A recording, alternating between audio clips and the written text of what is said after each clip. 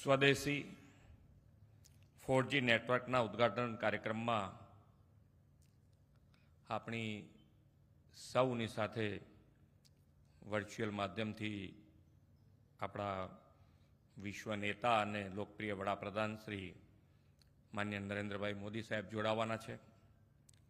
આપણી સાથે મંચ ઉપર ઉપસ્થિત કેન્દ્રીય શ્રમ, રોજગાર અને યુવા તેમજ રમતગમત મંત્રી શ્રી મનસુખભાઈ માંડવિયાજી, ગાંધીનગર મહાનગરપાલિકાના mayor Shri Miraben Patel, Reliance Jio Infocomm limited group president Shri Dhanraj Nathwaniji, Gujarat સરકારના સાયન્સ એન્ડ ટેકનોલોજી વિભાગના સચિવ Shrimati P Bharati, department of telecommunication director general Shri Sandeep Savarkar,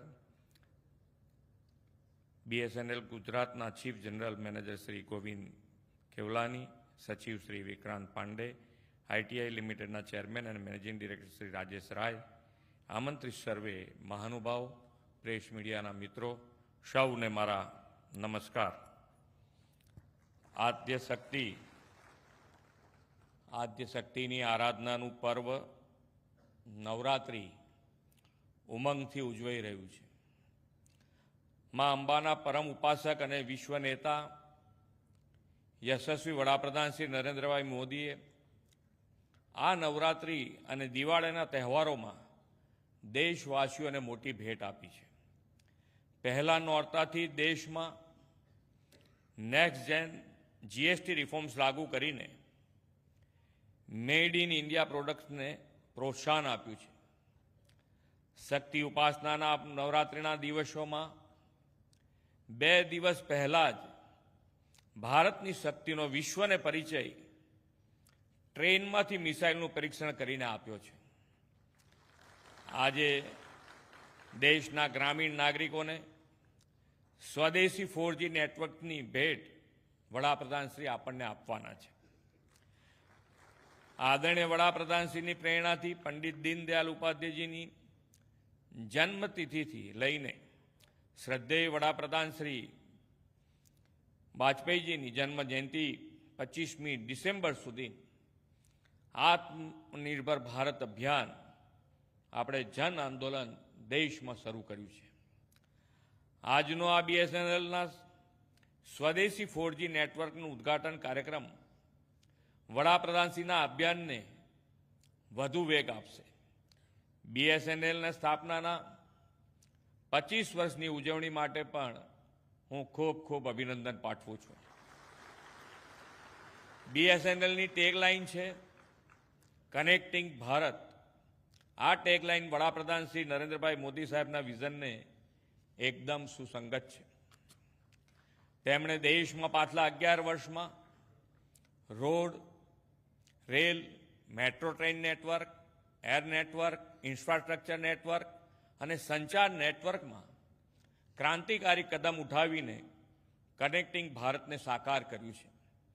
Modi સાહેબના નેતૃત્વમાં make in India, digital India, startup ઇન્ડિયાની સફળતાથી ભારતે વિશ્વના દેશોમાં ગૌરવ મેળવ્યું છે.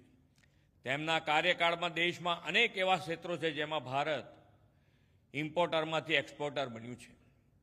ડિફેન્સ મેન્યુફેક્ચરિંગ, સેમિકન્ડક્ટર, ઇલેક્ટ્રોનિક્સ જેવા ક્ષેત્રોમાં અનેક નવા આયામો ખુલ્યા છે. ભારતનું ટેલિકોમ ક્ષેત્ર પણ આવા 360 ડિગ્રી બદલાવનું સાક્ષી રહ્યું છે. એક સમય હતો કે વિશ્વના દેશો ભારતને ટેલિકોમ માર્કેટ સમજતા હતા.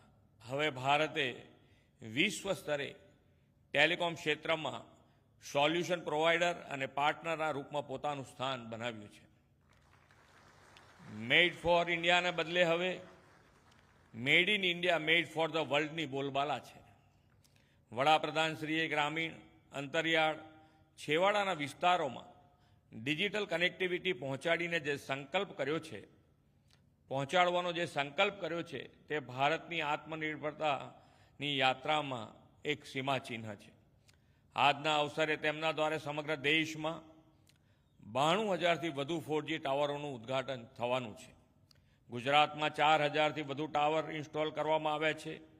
આનાથી 10,000થી વધુ ગામડાઓને 4G મોબાઈલ સેવાનો લાભ મળવાનો છે. આ સાથે જ વડાપ્રધાન શ્રી નરેન્દ્રભાઈના નેતૃત્વમાં ભારતે હવે વિશ્વનો 5મો સંપૂર્ણપણે સ્વદેશી 4G ટેકનોલોજી વિકસાવનારો દેશ બન્યો છે.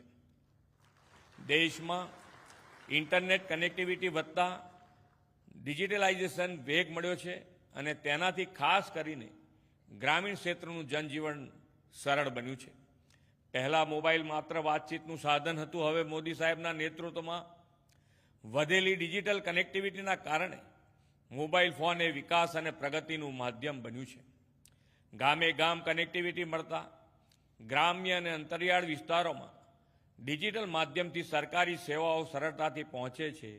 ઈ ગવર્નન્સની નવી દિશા મળી છે. આજે બાળકો મોબાઈલથી ઘરે બેઠા અભ્યાસ કરી શકે છે, તો ખેડૂતોના પાકનો ડિજિટલ સર્વે શક્ય બન્યો છે. ઈ બજારથી માલનું ખરીદ વેચાણ થાય છે. આરોગ્ય માટે આભા કાર્ડ દ્વારા નાગરિકોના આરોગ્યનો રેકોર્ડ જાળવવાનો શક્ય બન્યો છે. યુપીઆઈના કારણે ગામડાના લોકો પણ પૈસા માટે પાકીટ રાખવાનું ભૂલી ગયા છે અને મોબાઈલથી પેમેન્ટ કરે છે. જનધન આધાર મોબાઈલ જેમ દ્વારા આજે ગરીબોને સીધો તેમનો હક તેમના હાથમાં મળી રહ્યો છે. આવા પગલાઓની પાછળ મોદી સાહેબનું આગવું વિઝન અને લોકોના જીવનને ઉન્નત બનાવવાની ભાવના રહેલી છે. ગુજરાતને તો વડાપ્રધાન શ્રી નરેન્દ્રભાઈ મોદીના નેતૃત્વનો લાભ 2.5 દાયકાથી મળી રહ્યો છે. તેમણે કનેક્ટિવિટી સુગમ બનાવીને નાનામાં નાના માનવીને પણ મોબાઈલ વાપરતો કરી દીધો છે. ટેલિકોમ રેગ્યુલેટરી ઓથોરિટી ટ્રાયના તાજેતરના અહેવાલના આંકડા મુજબ ગુજરાતમાં પાછલા 6 મહિનામાં 17 લાખ નવા મોબાઈલ કનેક્શન ધારકો ઉમેરાયા છે. મોદી સાહેબના દિશા દર્શનમાં આપણે ગુજરાત ગવર્નન્સ અને મોબાઈલ ગવર્નન્સને અસરકારક બનાવ્યા છે. 14,000થી વધુ ઈ ગ્રામ કેન્દ્ર પર 320થી વધુ સેવાઓ બ્રોડબેન્ડ કનેક્ટિવિટી લીધે ઉપલબ્ધ છે. વડાપ્રધાન શ્રી નરેન્દ્રભાઈ મોદીના નેતૃત્વમાં આ આખો દશક ડેકેડ એ ટેકેડ છે. વડાપ્રધાનશ્રીના નેતૃત્વમાં ભારત વિશ્વની 3જી આર્થિક મહાસત્તા બનવા આગળ વધી રહ્યું છે. તેમાં આવી ટેકનોલોજીનું મોટું યોગદાન છે. આપણે દેશમાં જ બનેલી અને વિકસેલી ટેકનોલોજીનો ચીજ વસ્તુનો ઉપયોગ કરીને આત્મનિર્ભર અને સ્વદેશી જન આંદોલનને વધુ વેગવંતું બનાવીએ. ટેલકમ પાવડરથી લઈને ટેલિકોમ સુધી સ્વદેશી જ અપનાવીએ. ગર્વથી કહીએ આ સ્વદેશી છે. ગ્રામીણ હોય કે શહેરી વિસ્તાર, સૌ સાથે મળીને આત્મનિર્ભર ભારત, વિકસિત ભારત 2047ના નિર્માણમાં યોગદાન આપીએ એ જ અપેક્ષા સાથે વિરમું છું. ભારત માતા કી જય. વંદે માતરમ. જય જય ગરવી ગુજરાત.